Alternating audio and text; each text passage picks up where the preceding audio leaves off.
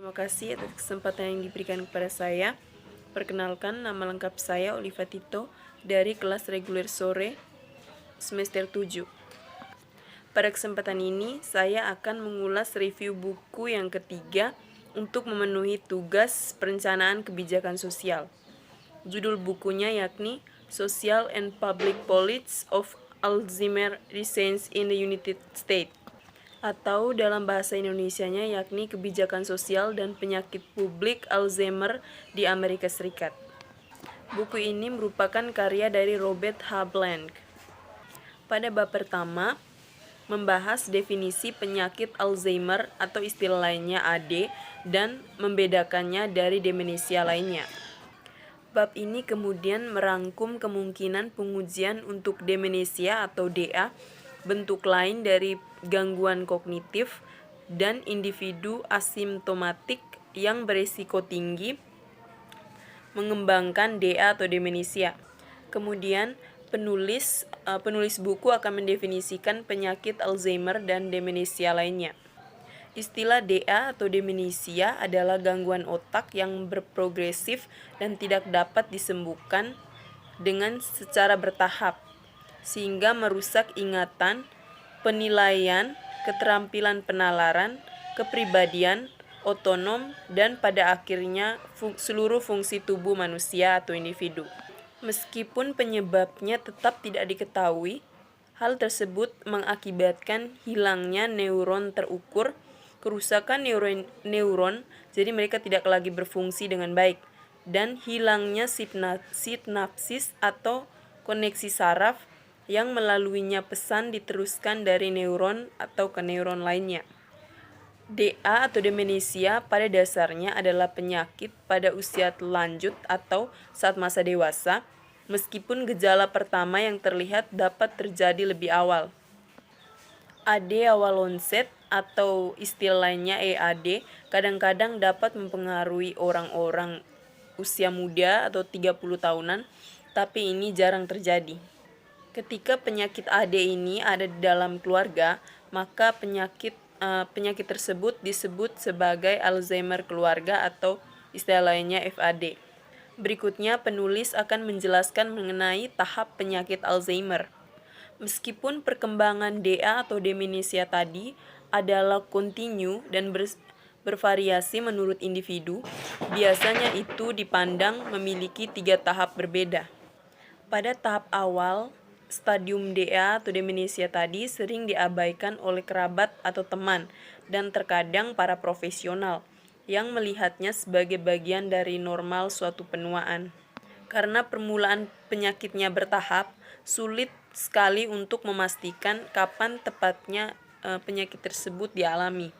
Di sini gejalanya bisa berupa menjadi pelupa, trauma pada hal-hal yang biasa lazim terjadi, beberapa kesulitan dengan komunikasi seperti menemukan kata-kata yang tepat, menjadi bingung di tempat-tempat yang sebenarnya sudah lama dikenal, kehilangan jejak atau waktu, kesulitan membuat keputusan dan menangani keuangan pribadi, penilaiannya berkurang, kehilangan barang dan menyalahkan orang lain, kehilangan minat dalam aktivitas yang normal, dan perubahan-perubahan kepribadian dengan peningkatan kualitas gaya hidup, dan si penderita akan menjadi mudah marah, depresi atau kecemasan sehingga emosinya semakin meningkat. Berikutnya penulis akan menjelaskan tentang teori tentang penyebab penyakit Alzheimer. Menurut Komisi Lanket baru-baru ini telah menghasilkan seperangkat teori varian tentang penyebab DA atau demensia, beberapa di antaranya dominan di berbagai waktu. Yang pertama yakni hipotesis kolinergik.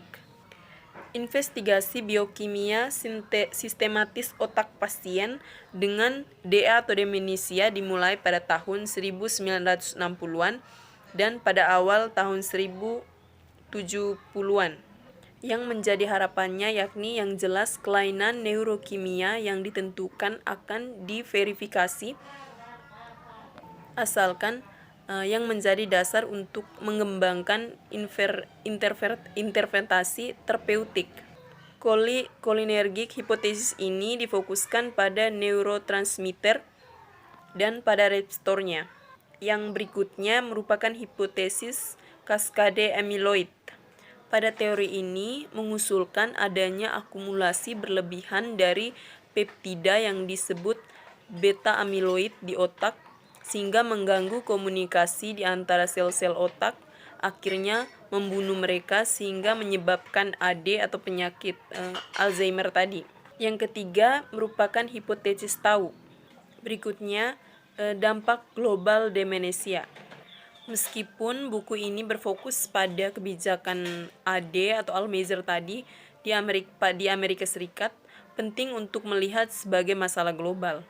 Saat ini diperkirakan 47 juta orang hidup dengan AD di seluruh dunia. Angka yang diproyeksikan akan meningkat tajam menjadi lebih banyak dari 135 juta pada tahun 2050.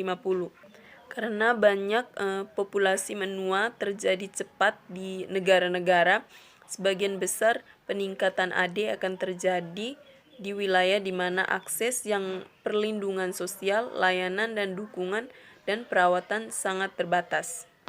Yang menjadi ringkasan pada bab 1 yakni AD dan demensia lainnya jelas menghadirkan masalah kritis bagi United States atau Amerika Serikat dan global. Sayangnya, meskipun telah dilakukan penelitian lebih dari setengah abad, tidak seperti penyakit utama lainnya, mereka tidak memiliki pemahaman yang jelas tentang penyebab terjadinya penyakit AD tadi.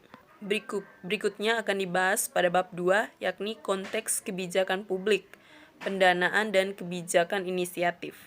Pada bab ini akan menguraikan proses pembuatan kebijakan dan kebijakan konteks penyakit Alzheimer atau istilahnya AD dan merangkum berbagai macam masalah di sekitarnya. Hal ini mengkaji mengapa AD berjanji untuk menjadi tantangan kebijakan di masa depan karena relevansi dan biaya ekonomi meningkat.